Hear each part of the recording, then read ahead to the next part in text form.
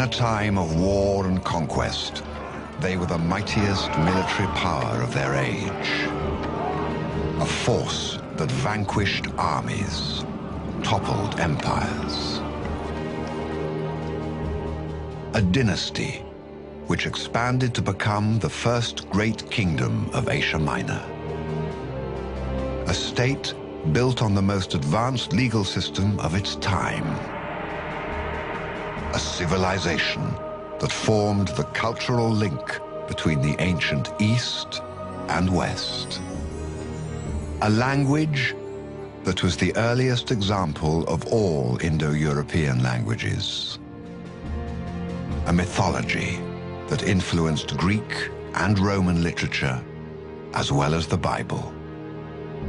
Kings that fought the pharaohs in the greatest battles of history.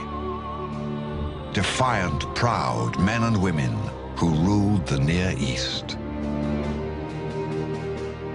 An empire that changed the ancient world. The Hittites.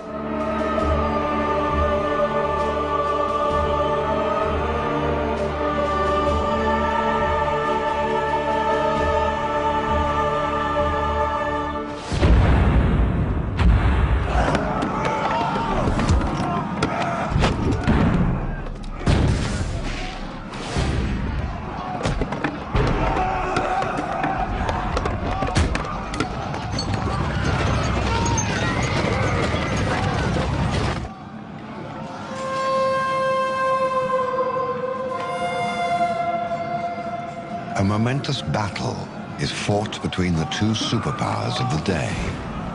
On one side is the Egyptian army commanded by the legendary Ramesses II. Confronting Ramesses is a force that instills fear in all its enemies, but in time will become only an obscure footnote in the pages of history.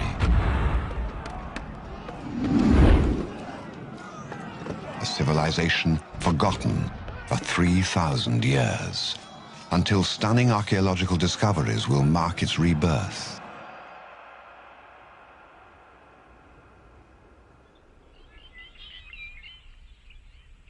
Asia Minor, today called Anatolia, a region covering the central and eastern part of Turkey. It is a land surrounded by Greece in the west, Iraq and Iran in the east, Syria in the south, and Russia in the north. In 1834, Charles Félix Marie Texier, a French archaeologist, was exploring in central Anatolia. Near the small town of Boğazköy, Texier discovered the ruins of a large ancient city.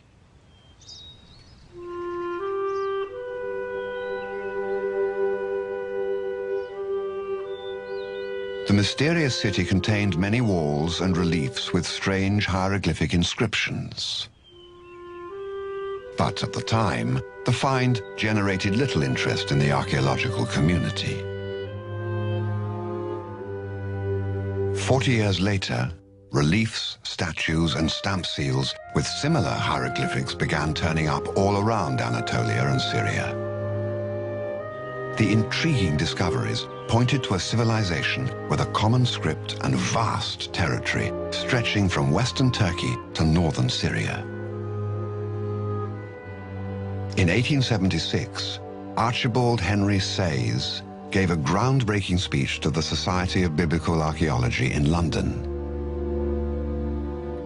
Sayes claimed that he had established a connection among all the monuments and was able to partially decipher one of the stone reliefs. He argued that the inscriptions belonged to the Hittites.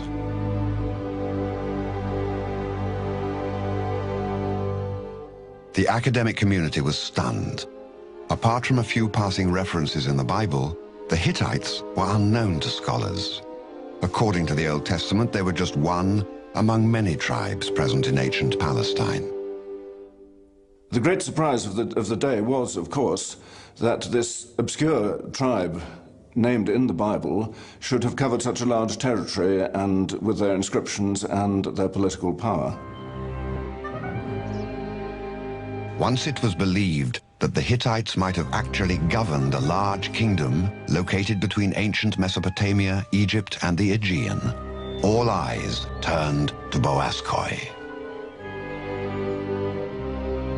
An excavation team led by Hugo Winkler and Theodore Macready began digging in Boğazköy in 1906. The team quickly unearthed many tablets written in cuneiform, a script formed by pressing a reed stylus into clay to make wedge-shaped signs. These symbols stood for syllables and words that were read left to right. Many of the texts were composed in Akkadian, the international language of ancient times. Akkadian had already been deciphered, so scholars could immediately read these tablets. Just a few weeks into the dig, the workers excavated a remarkable document, a clay tablet with a text referring to a so-called unpleasantness between the Egyptians and the Hittites. Closer examination revealed that the text was actually a peace treaty between the pharaoh Ramesses II and Hattusili III of the Hittites, signed after the Battle of Kadesh. This made the treaty 3,000 years old. It was a very important peace treaty and probably one of the very earliest, if not the earliest, peace treaty in the world. And as such, you can still see it today exhibited in the entrance to the Security Council of the United Nations. First and foremost, the Hittites were warriors. The military was made up of the infantry and the chariot units. The infantrymen were mostly armed with spears and shields. For close combat, they used bronze, sickle-shaped swords and axes. The Hittite military life was harsh and governed by strict discipline. The troops were expected to march long distances through difficult terrain and then fight the enemy. During some campaigns, they had to carry their weapons and shields for 900 miles under the fierce heat of the Anatolian sun.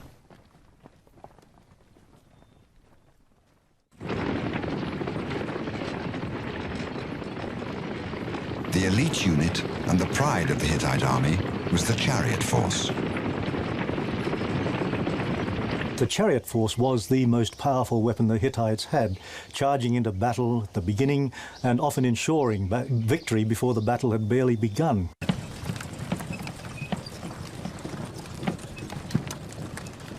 The Hittites did not invent the battle chariot, but they perfected it. In their hands, it became the equivalent of the modern-day tank. In most chariots of the day, the axle was located at the end of the cart, which carried two soldiers. The Hittites mounted the axle near the middle of the cart, making the chariot more stable and able to carry a larger load. This meant an extra soldier and more weapons, giving the Hittite chariots superiority in fire and manpower over their Egyptian or Hurrian counterparts. The Hittite charioteers could devastate the enemy by hurling spears and shooting arrows from a distance.